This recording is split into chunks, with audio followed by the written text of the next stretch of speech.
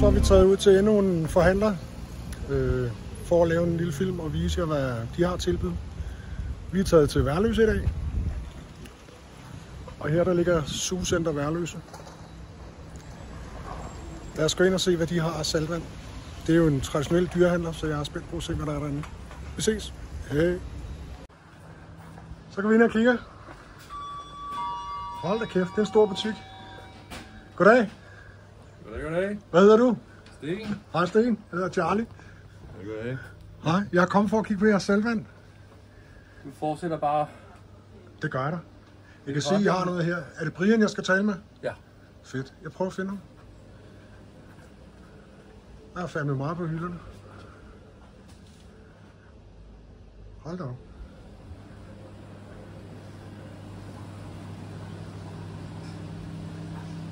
Så er der en stor ferskvandsafdeling.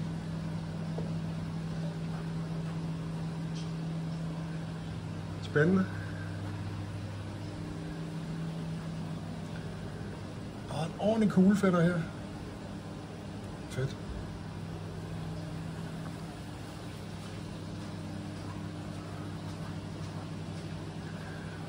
Men lad os se, om vi kan finde Brian. Det er jo en kæmpe butik.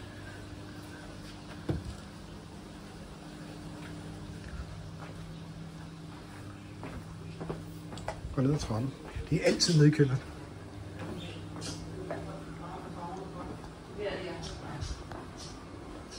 Hallo, er der nogen hjemme?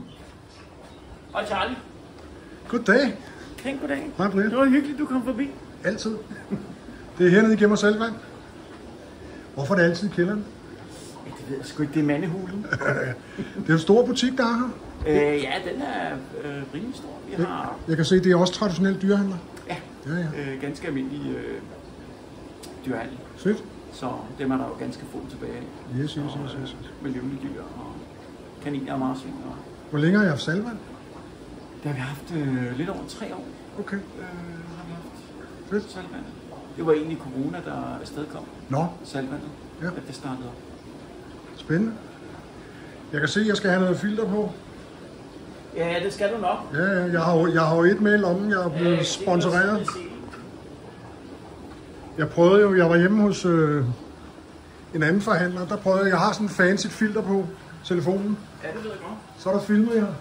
Så da jeg kom hjem, så var der fandme ikke lyd på. Så det er også til jer derude. Jeg har et fantastisk filter på telefonen. Jeg skal nok vise jer, hvad det er for noget. Men lad være at lave video med det. Fordi så kommer der ikke lyd på. Vi kan starte herinde, Brian. Ja, kom. Der behøver jeg ikke filter. Så. Det er fisk herinde. Ja, vi fik masser af fisk hjem i tirsdags og i onsdags. Ja. Vi fik noget fra Dijon, det får vi som regel hver tirsdag.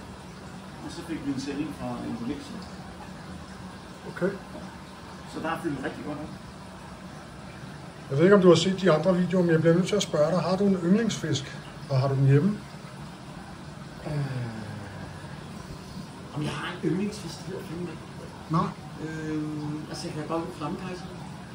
Yes, sir. Jeg synes, den er flot. Det er også en fed fisk. Den har du hjemme. Den kommer vi garanteret til. Den har jeg hjemme. Hvad er den lange derinde? Er det en malle, eller er det en gobi? Det er en ingeniørgruppe. Okay, den har jeg ikke set før. Den er sgu meget Ja, sjov. det er rigtig fint, når den bliver stor.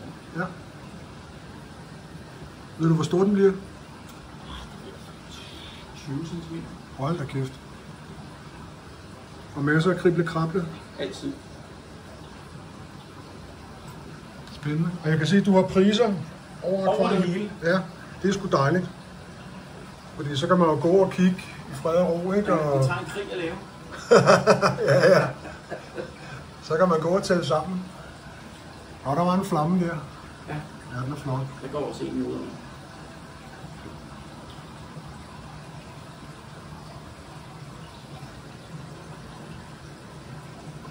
Er det en smuk fisk? Ja, det er flot.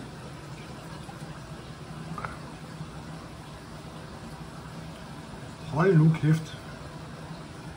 Du har mange pincetfisk. Ja. Og de spiser. Ej, hvor godt.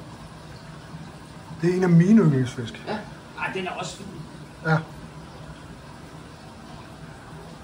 Og så en flagermusfisk. Simpelthen. Der hørte jeg ude ved Thomas, han har erfaring for, at de spiser glasroser. Ja, det er også derfor, vi har dem. Ja, det vidste jeg sgu ikke. Så det er godt at lære noget nyt.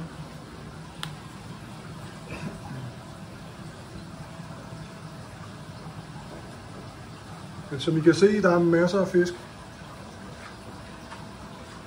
Og en kuffert. Ja.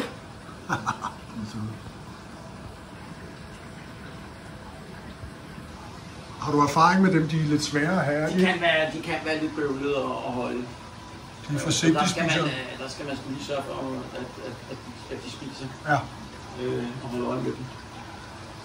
Dværgkarser? Ja, flavismænd. Den tror jeg aldrig, jeg har set før i virkeligheden. Okay. Den er så flot. Ja. Der går også en længere ned. Ja, hold da kæft.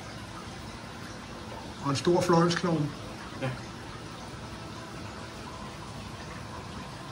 Fedt, men får I typisk fisk hjem en gang om ugen, siger du? Ja, det gør vi. Vi får som regel hjem hver tirsdag. Ja. Og det gør vi egentlig, fordi at vi har åbent hver dag, og jeg kan ikke have, at jeg har akvarier, der står over halvtomme. Stop. Nu siger du, I er åben hver dag.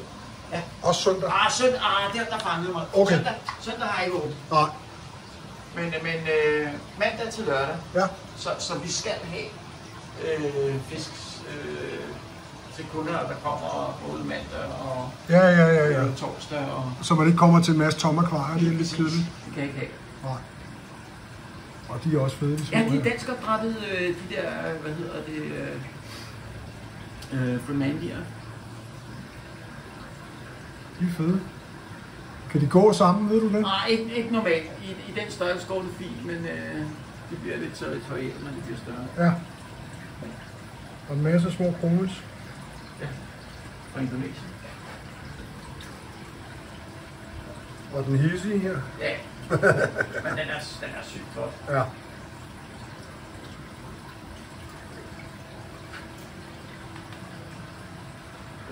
Der er rigtig fisk rundt omkring også i akvariet. Ja, jeg kan se der her.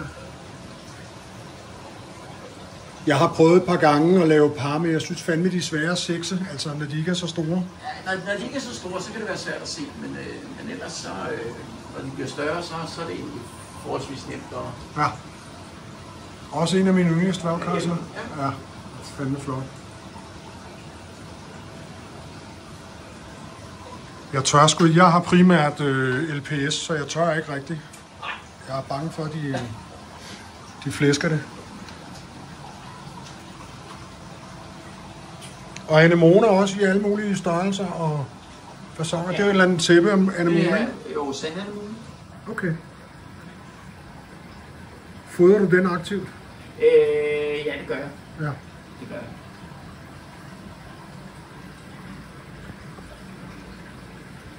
Og noget, hvad hedder det? Er det noget? Nålefisk. Ja, et eller andet. De skal også have småt og... Ja, de skal nærmest i et søgehesteakvarium, ikke? Ja. De er fede. Og pots også. Det vil vi også. Ja. Og det er jo så også noget, vi altid har hjemme. Ja. Levende pots. Levende pots, ja. Det er godt at vide. Skide godt. Og så har I noget her. Så satte vi en ø med op til lidt Frank. Ja. Jeg sætter lige det der filter på, så får vi at se, hvordan det er. Så er vi tilbage nu med filter. Og det vi kom fra... Jo, der er lyd på. Testing 1, 2, testing 1, 2. Det vi kom fra, Brian, det var det her. Det ser lidt nyt ud. Forholdsvis nyt. Ja. Og hvad er det? Det er simpelthen en koralø. Det er en gammel planteø, Ja. som jeg havde stående over i garagen, som tænkte, den kunne lige så godt få lidt nyt liv. Så den har vi lavet om til en koralø, til lidt Frank. Fedt. Med moræner i? Ja, men det er jo fordi, de stikker af fra de andre akvarier her. Der kan vi sådan holde dem.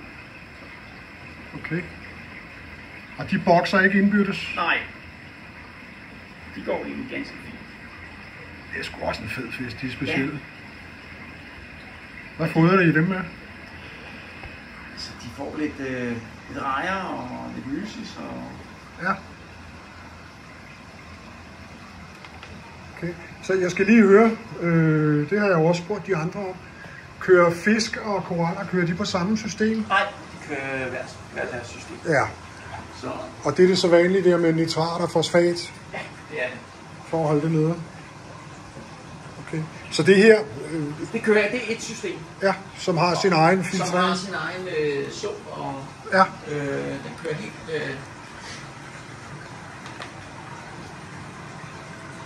Der er nogle fine sager her. Vi er ikke helt færdige med at lave det. Vi skulle have haft nye ribber til det hele i går, men vi fik kun til det ene rum.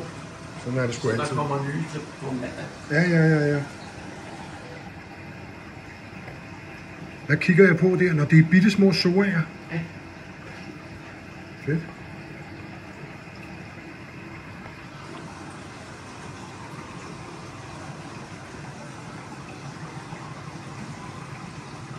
Der er lidt af hvert her.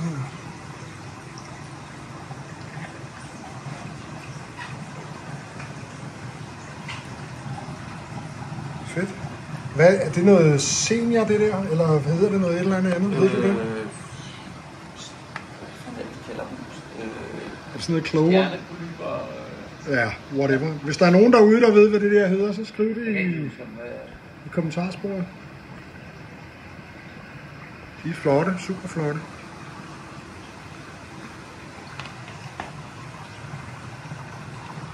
Og så herinde, der har I en stor koralø. Der har vi den store koral. Nu er der ganske vigtigt lys på. Ja, du kan garanteret lave tænker, noget. at det trykker ud af rolleri. Du kan lave noget porno.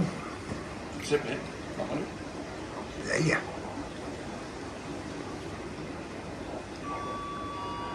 Og der har du også fisk i. Jeg tænker, nogle af dem, det er nyttefisk, som jeg kalder det. Jo. Og så fisk, som jeg ikke, som er for store til at gå ind i det andet system. Ja. Ja, den er sgu stor, den antis der. Ja. Der kommer også en aftrækker.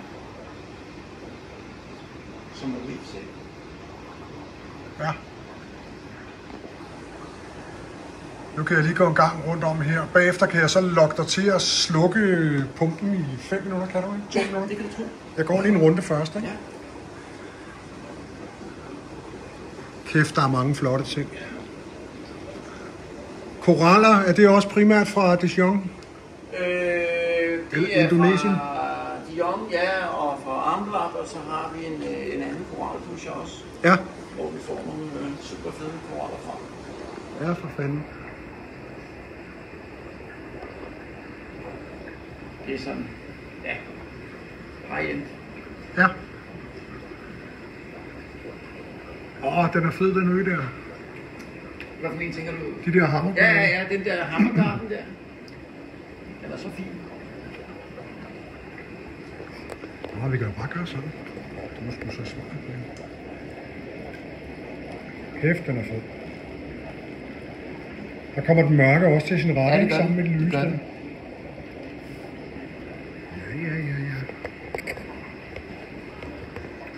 Og hvad kigger vi på der midt i billedet? Er det noget... Diskussion. Ja. Jeg har jo ikke en skid forstand på det her. Jeg er her bare. Den er også fed.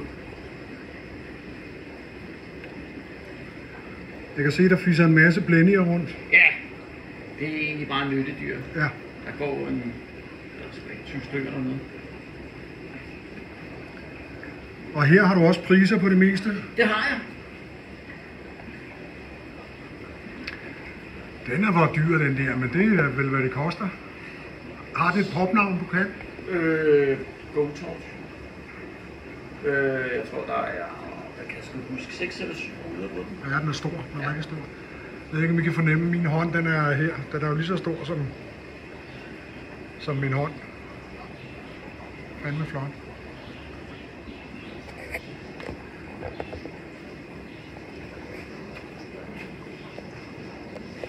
Og så, Brian, jeg stod lige udenfor og sagde velkommen, og nu skulle vi herind. Jeg har været lidt forvirret af en del af det, der hedder Bonniers styrecenter eller sådan noget. Nej, det er det ikke. Nej. Det er det ikke. fra en flycenter forløbning for siden. Ja, okay. Så dem er vi ikke en del af. Nej. Men I har også, altså almindelig dyrehandel, det kunne vi jo se, da vi kom ind ad døren om. Ja. Så det er også fru Jensen, der kommer og køber kattefoder. Det er det i hvert og... fald. Ja, ja. Der er også nogle fede muslinger her.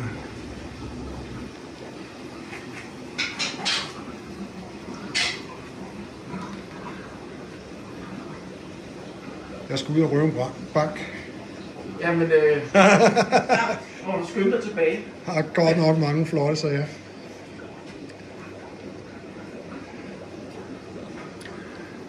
Nu er I jo også, og det er vi rigtig, rigtig glade for, I er jo sponsor på Saltvandsforum. Det er rigtigt, ja. Tak for det. Det var onkel Erik, der kom og spurgte lidt. Ja. Og det har vi været rigtig glade for. I har kunne mærke det? Ja, det har vi. Ja, det er sgu dejligt, at vi kan hjælpe hinanden. Det er jo det, der er meningen.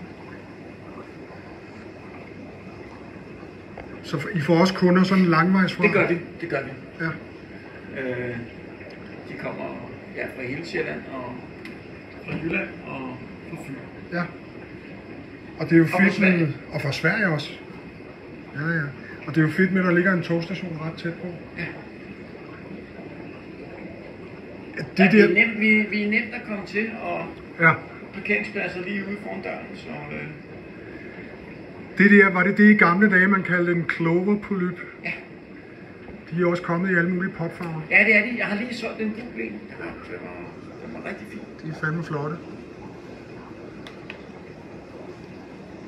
Og sugerør, der står der skal frankes. Ja. Så de koster gratis? Nej, det er gas. Men det kan være, at du skulle røve en ekstra bank, når du alligevel er på vej. Ja. Nu kunne jeg høre, at du har slukket for filtersystemet. Så nu laver vi lige en top-down om lidt. Der er en til de der hammerøer der. Ja, dem er der på stykker af. Der er, jeg mener, der er en 11 huder på hver. Ja.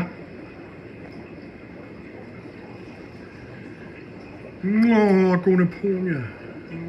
Ja, garden. Den er også fed. Den er så fin.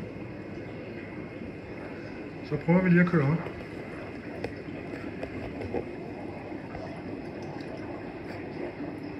Der kommer faktisk mere til sin ret opfra. Ja. Jeg går lige en runde mere.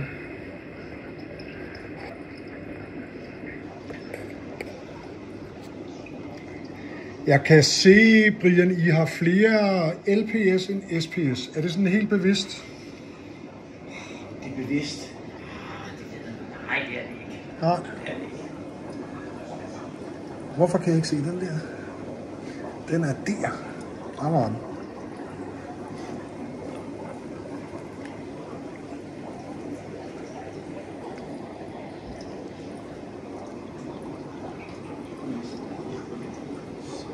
Nå ja. Så følger jeg bare med. Det er fordi, den har samme farve som stenene med det her filter på. Prøv at se, vi kigger på den der Ja. oppefra.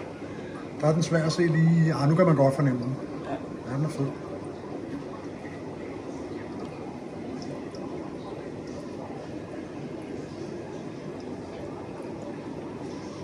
Den der, den er helt selvlys, mand.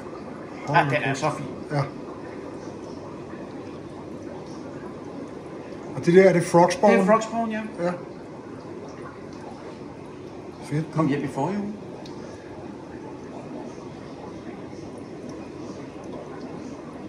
Godt nok mange gode ting. Og her, der var noget SPS. Ja. Er det mildporer, eller hvad er det? Det tror jeg, det er. Vi må lige have nogle eksperter på banen. Det er dem her.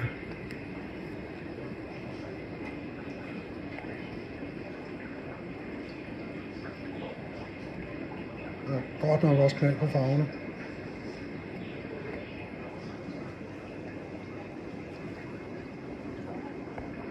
Den kom i tirsdags. Den kom faktisk ned fra Dion. Ja. Det der, det ligner jo fandme plastiklegetøj, altså. Den orm der. Er det en orm? Det er ikke. Trækker den så ned i hylstret, når den bliver Ja, forstyrret? det kan den godt. Det er jo, hvad hedder det, Det er ikke noget en vejnemon. Okay, ja. Den er helt selvlysende.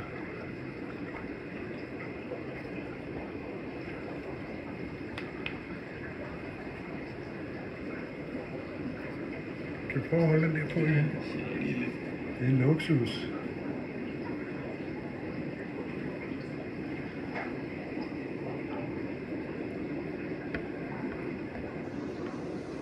De der tors, de er altså bare fede. De er så fine. Dragon Soul, den du står og kigger på. Ja. Min kære hustru, hun er sådan, ej, du skal have nogle flere af dem der bevæger sig så flot i strømmen. Ja. Så er jeg sådan, ja, så skal vi tjene nogle flere penge. Det var en flink kunde. Ja. Eller også må jeg spare lidt op, de er fede. De er godt nok smukke.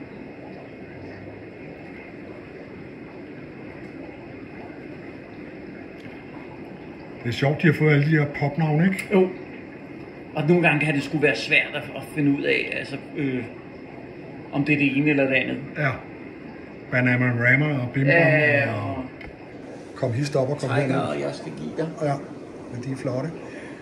Den er iskold, en flagermusfisk her. Den, Fedt. den har det fint. Ja.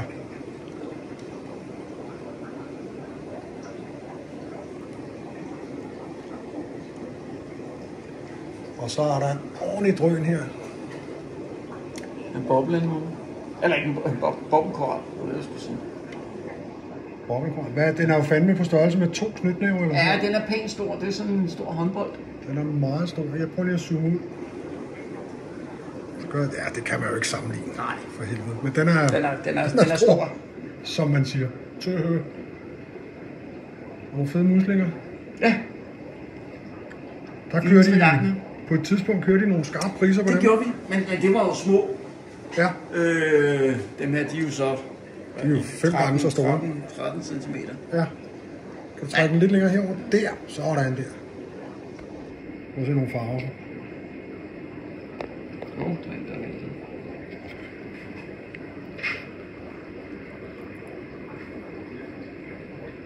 Det ser fandme godt ud. Og mere hammer. Og endnu en ø. Det ser sgu godt ud. Hvad kigger jeg på lige i kameraet der? Det er en gonipora. Ja, det er det. Med meget tynde tentakler. Den er også fed. Ja, den er faktisk rigtig fin.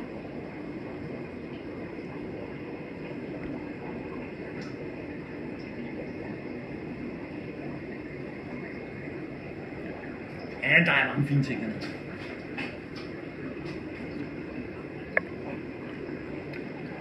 Og det har hjulpet gevaldigt, at vi fik den anden ø op, så vi fik ryddet op herinde. Ja, så det kommer mere til sin ret, ikke? Det kommer meget mere til sin ret. Ja. Hvad har du på det anlæg her af filtrering? Er der skummer på? Der er skummer på, og har sollys, og vi har UV-lys, og vi har... ja. Du har ikke rullefilter på, vel? Nej, det har jeg ikke. Nej. Det har jeg ikke. Og skifter I noget vand? Det gør vi, og vi har også dosagemaskiner stående. Ja.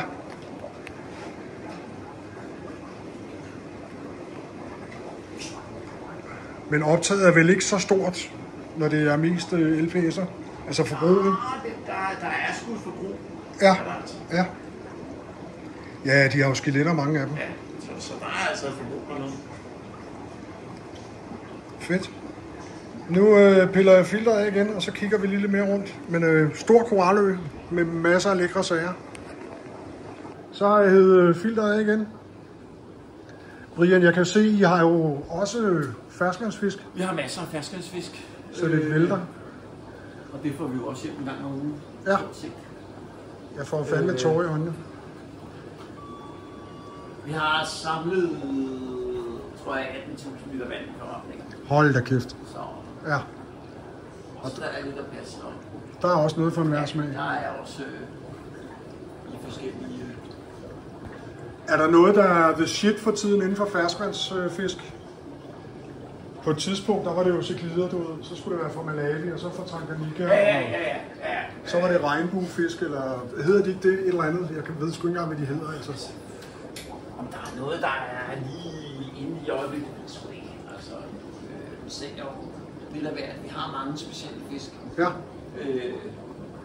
De er godt nok store, de praksmærne. Ja, det er nogle gange, når folk de nedlægger deres akvarier.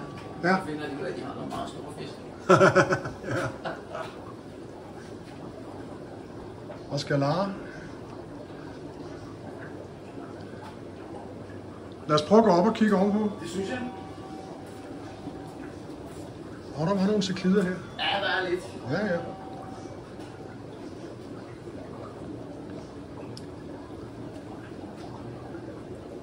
Og jeg ved ikke, om I andre derude har været på den, men det var nogle af de første fisk, jeg havde. Det var Malawi-ciklider, der ynglede. Og det var fedt at prøve det der med de monorer. Og nej, og nu er der børn, og nu er der ikke nogen børn, og nu er der børn. Og det var skide sjovt. De fortsætter i en evighed. Ja. Men det var kælderen, saltvandshulen. Simpelthen. Og ferskvand. Ja, og noget ferskvand. Så går vi op igen her. Bum. Og du har noget dekorationer. Ja, der er lige lidt... Det er svært at få plads til det hele, men Ja. vi arbejder stadig på at optimere. Og så jeg, da jeg kom, Brian, der var I samlet om det akvarie der. Ja. Hvorfor var I det? Jamen, det er jo fordi, der har vi generte Dorte. Okay, hvad betyder det? Vores 8-armede blæksprutte, som kom hjem i forgårs. Ej, hvor vildt. Ja. Nå, fedt. Og hun er Så hun sikkert. er lige blevet installeret i det her akvarie til at starte med. Ja. Så jeg ved ikke, om hun... ja, som sagt, generte Dorte. Hun er ikke ud. Er det noget, I kan tage hjem på bestilling? Ja, det er det. Det Ja. er det. Hvis de har det. Jeg har forsøgt at få den hjem nogle gange, men det er først nu, det lykkes med. Ja, Jeg ved ikke, om hun ligger herinde. Det tror jeg, hun gør. det gjorde hun. Den er da pænt stor. Ja, den er fin. Det bliver sgu nok mit næste, når jeg lukker. Jeg får de her hjerneblødninger lige pludselig, så keder det mig. Ja. En Starry Night. Sprutte. Sprutte. Ja, den er fin. Hvad skal sådan en her spise? Ja, den spiser sgu alt. Ja. Den spiser fisk og krabstyr og... Jamen, den spiser alt, hvad den kan få fat i. Ja. Så den er nok ikke til at have gående i akvariet med så mange andre ting. Nej, det er ikke en det tænker selskabspapegøje. jeg ikke. Det tænker jeg ikke. Og så er der noget med, det er jo en ren Houdini, ikke? Jo, det er det. Hvad har I gjort her? Så vi har, sat noget kunstgræs op. Hvorfor det? Jamen, det var egentlig fordi, vi var ude på den blå planet. Ja. Og deres Houdini, den startede vi også af. Ja. Men de havde så fundet ud af, at kunstgræs Nå, skulle holde den ned. Så det må være noget med, at den ikke kan bruge sugekopperne der. jeg snakkede med Friis her, og Ja, så fik vi fat i noget kunstgræs. Og har lige med det på. smart trick. Så de sidste par dage er det i hvert fald blevet nu. Ja. Så hvis du skal have spruttet derhjemme, så er det et godt trick, det der. Ja, hjem og fix. Og heroppe ellers, Brian, der er jo også masser af akvarier. Ja. Hold nu kæft. Hvor mange liter vand var det, du sagde, I havde? 18.000 liter. Og hvis vi skal sådan fremhæve en speciel fisk, så er det den der herovre. Ja. Ja, og så er de der kom. Ja. De har så meget personlighed. Det er fisk med personlighed, ja. Ja. Og de kan bide, skal Og jeg de hilse kan at sige. bide. Det er så den dyre model af den. Ja. Er det ferskvand eller Det er brakvand? ferskvand. Eller? Det er ferskvand. Okay. Hold nu kæft. En af mine venner ude i Lejre, han havde en, der var fandme, der var 3 gange så stor som den der. Ja, de kan blive pænt store. Ja. De kan blive pænt store. Flot fisk. Nogle gange kan man have dem gående med andre fisk, andre gange så kan man ikke. Altså jeg har haft dem gående sammen med diskus, hvor de gik rigtig fint sammen. Ja. Er de primært snegle, eller? Ja, Ja, okay. som du også kan se, så har vi fodret dem og muslinger. Frostmuslinger. Nå ja, god idé. Men den får også masser af snegle. Ja. Det ligner jo fandme næsten en hund. Det er den næsten også. Men masser af akvarier. Og som jeg har sagt et par gange nok nu, så er I jo en som jeg kalder en gammeldags dyrehandler. Ja. I har også fugle Vi har og også sådan noget. fugle Ja, ja. og knæver og lidt reptiler. Fedt. Ikke så meget. Men, Har du tørvarer til saltvand? Altså, ja. må jeg se hylden? Jamen, vi har jo herovre og heroppe. Hold nu kæft. Tørvarer. Ja. Og igen, det får vi også hjem fra uge til uge. Der er jo simpelthen så mange forskellige produkter, Ja. at jeg simpelthen ikke kan fylde hylderne op. Og det siger alle, ikke? Og det er jo, Jo. også en religion, Brian. Det så er, man det til er, det ene det eller er en andet. religion, men altså, er der noget bestemt, så bestiller vi det hjem. Ja, fedt at vide. Øh, Det er sgu i orden. Godt. Og hunde, og katte, og... Men det er jo også, måske, jeg ved ikke, om jeg tænker, det er en fordel, men det er jo noget af det, der er med til, at I kan holde åbent, altså hver dag, ikke? ja, det er jo det. Som du sagde. Det er jo det. Ja, ja. Det er jo det. Så det ikke kun er saltvand. Det er sgu- ikke kun fisk. Nej, det er desværre en niche. Det er det hele. Ja. Men altså, som også siger, at der bliver færre og færre af os. Ja. Og så har du frost, Frost, ja. bum og noget... Er det bakterier, eller hvad er det for noget? Nej, det er egentlig bare til ferskvand. Ja. Og en cola. Og simpelthen cola. Ja. Det er til at afsyre dørene. Fedt. Og så har vi så begyndt at tage Ocean Nutrition hjem af frostfoder. Ja. Det er altså noget bedre end mange af de andre produkter. Ja. Har de tilsat vitaminer og sådan noget?